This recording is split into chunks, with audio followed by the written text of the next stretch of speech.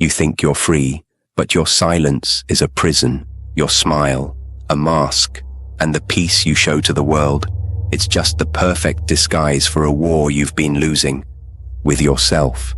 There's a part of you you've buried so deep, even you forgot it exists. The part that screams in your dreams, gets triggered in random conversations, and sabotages every good thing that enters your life. Carl Jung called this the shadow, and he said, until you make the unconscious conscious, it will direct your life, and you will call it fate. You'll never be free until you face it. And in this video, we're going to find that shadow. We will expose it, and maybe, for the first time, set you free. You've spent years building a version of yourself you thought the world would accept. A version that's agreeable, productive, responsible, maybe even successful. But deep down, you know it's not the full story. Something's off. You don't feel real. You don't feel free. You smile when you're breaking. You say, I'm fine, when you're anything but. You work hard, stay busy, tick boxes, and yet there's this emptiness you can't outrun. Why? Because you've confused performance with identity. You've mistaken survival strategies for your personality. At some point, you stopped being you and started being who you needed to be for approval, love, safety. Carl Jung once said, the privilege of a lifetime is to become who you truly are. But how can you do that when your entire life has been shaped around who you had to be? It starts early. Maybe you were the peacekeeper in a chaotic home, or the achiever who believed worth was something to earn, or the quiet one who learned to disappear just to feel safe. These roles weren't choices, they were adaptations. And now, as an adult, those roles have hardened into a self-image. You think it's you, but it's not. It's the lie you've been living. You don't procrastinate because you're lazy. You procrastinate because deep down, your real self is tired of playing a role. Your soul rebels against a life that doesn't reflect who you actually are. And that's the trap. You keep chasing freedom, but you're doing it through a false identity. So no matter what you achieve, you still feel caged because the mask is still on. Real freedom doesn't come from changing your habits. It comes from questioning the version of you that's wearing them. You can't change what you refuse to confront. And until you confront the lie, you'll keep living it. Carl Jung once said, people will do anything, no matter how absurd, to avoid facing their own souls. But you're not here to avoid, you're here to face it. And in the next part, that's exactly what we'll do. We'll peel back the mask and meet the parts of you that never stopped screaming. We all have a version of ourselves we don't want to see. The part that gets jealous, the part that lashes out, the part that still aches over things we pretend we're over. Carl Jung called this the shadow, not because it's evil, but because it lives in darkness. Not physical darkness, but psychological repression. It's everything you were told not to be, everything you had to hide to feel worthy of love. So you buried it, you pushed it down so you could be good. You smiled through pain, performed perfection, and denied your anger, your grief, your raw, unfiltered truth. But here's the paradox. What you suppress doesn't disappear. It festers, it leaks, it becomes you, in disguise. You tell yourself you're calm, but you're secretly resentful. You tell yourself you're independent, but you're terrified of abandonment. You tell yourself you're kind, but you rage in silence at the weight you're always carrying. And the more you run from the shadow, the more power it has over you. It shows up in your relationships, in your impulsive choices, in your self-sabotage. This is why you keep repeating patterns you swore you'd outgrow. Because your shadow isn't your enemy.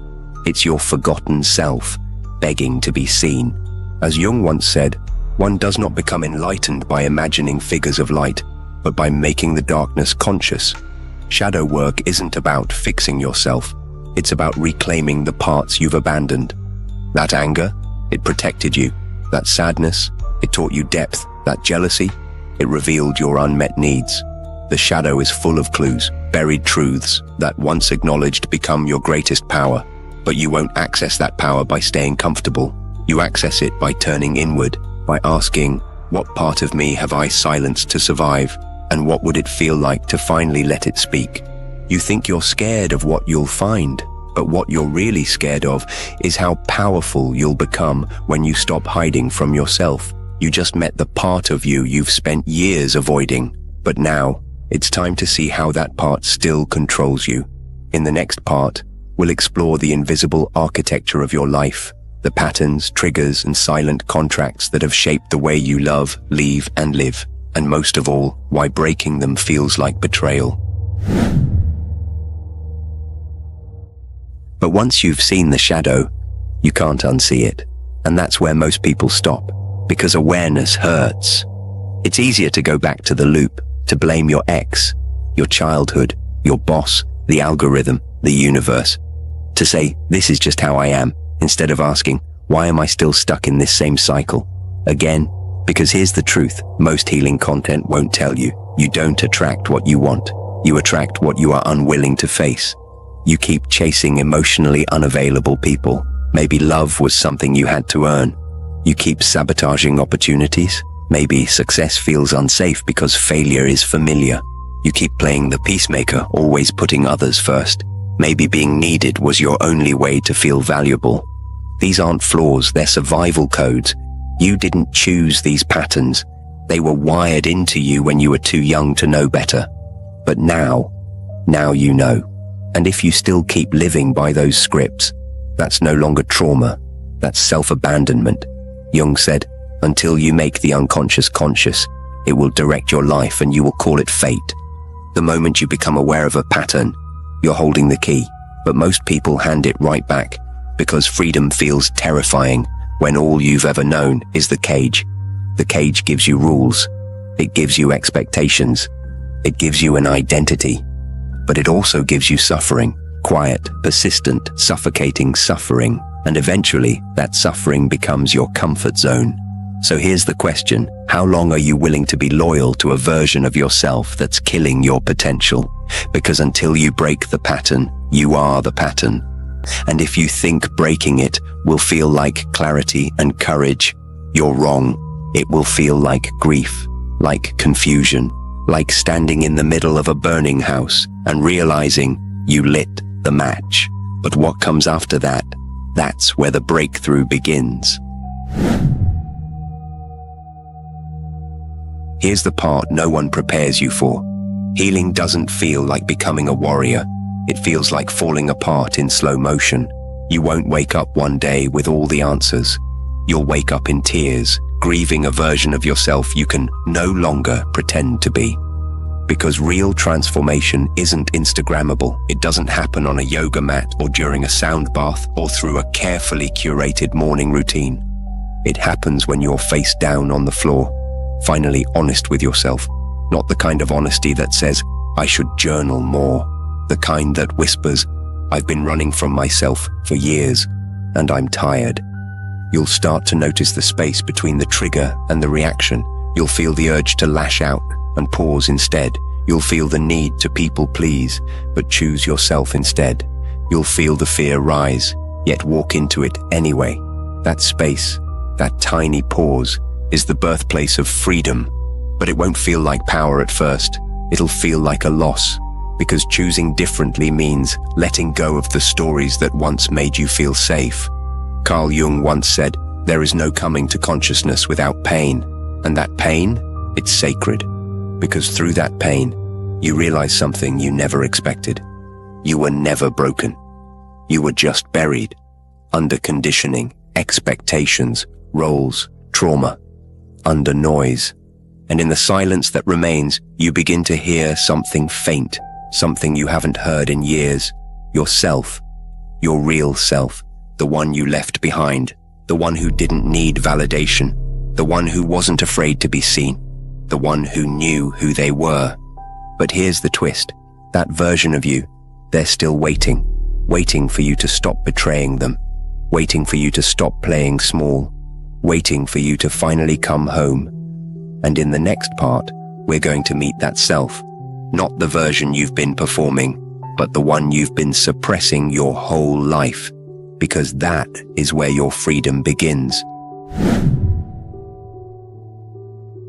Let's talk about the part of you no one else remembers but you do. Not with your mind, but with a feeling you can't explain.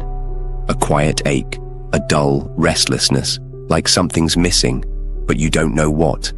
That feeling? It's you, the real you, the one you buried to survive. You didn't abandon yourself because you were weak. You did it because you were smart, because life taught you early that being real was dangerous, that being emotional meant being dramatic, that being expressive meant being too much. So, piece by piece, you started amputating parts of yourself just to be accepted. Your creativity, too weird. Your anger, too loud. Your needs, too needy. So you put on a smile, you played the role, you followed the script, and people loved you for it. But you started disappearing. That's what self-abandonment really is. Not a moment, but a slow erosion of your soul. You became who the world needed you to be, and in the process, forgot who you needed you to be. Carl Jung said, "The privilege of a lifetime is to become who you truly are." But that privilege comes with a cost.